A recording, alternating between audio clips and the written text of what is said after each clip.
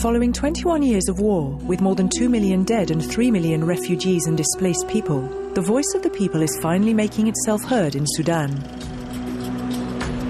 Sudan's referendum on independence took place between the 9th and 15th of January. The question facing the 3.8 million registered voters was whether the region of the south of the largest country in Africa should opt to stay united with Sudan or separate and become an independent state. The population, 85% of whom are illiterate, voted by choosing between two symbols: a handshake representing unity or a stop sign indicating the end of the unified state. This referendum came about as a result of the comprehensive peace agreement signed in 2005 between the mainly Muslim government in Khartoum in the north and the Christian and Animist rebels in the south. Despite significant delays and obstacles, the referendum took place at the time foreseen by the peace agreement. There were also enormous logistical problems: unmapped minefields, the civil war in Darfur and sporadic violence elsewhere, millions of refugees and displaced people. But still, the polls were set up and the southern Sudanese people came out to vote in force. As a gesture of goodwill, the head of the Khartoum government, Omar al-Bashir, visited Juba before the referendum to meet his old enemy, Salva Kiir, and give his commitment to respect the result of the referendum.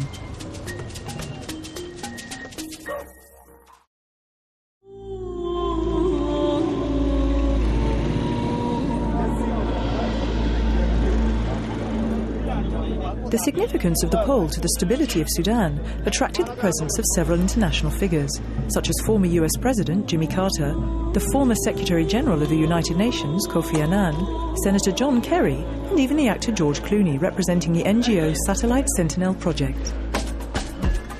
It's been 55 years of marching and fighting and dying, and today marks the first step towards independence. And it's not often in your lifetime you get to see the birth of a nation, and it's not often in your lifetime you get to see people vote for their independence for the first time. Major international organizations such as the African Union, the Arab League and the European Union were also invited to deploy observers on the ground.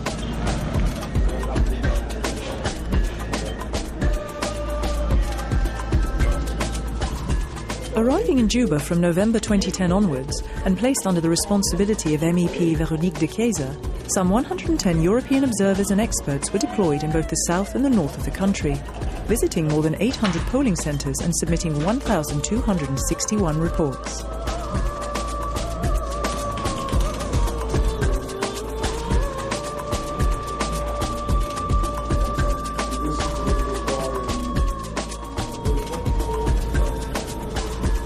The preliminary results issued on Sunday, January the 30th indicated a 97.5% turnout, with 98.83% of votes cast for secession.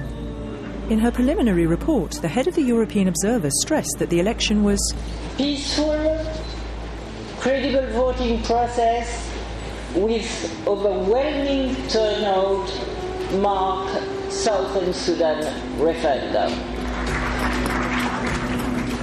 A few days earlier, Catherine Ashton, the European Union High Representative for Foreign Affairs, had stressed the highest importance which this referendum has for creating a durable peace in Sudan.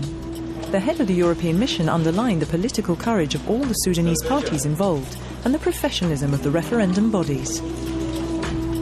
If these results are confirmed, a new independent state should see the light of day on 9th of July this year.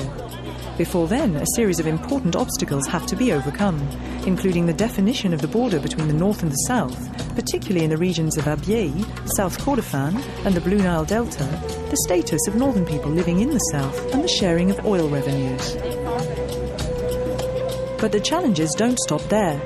How to manage a region that has not changed for centuries, devastated by 20 years of war with no infrastructure, no access to water, no hospitals. How to create citizenship and build a nation on ancestral tribal feuds.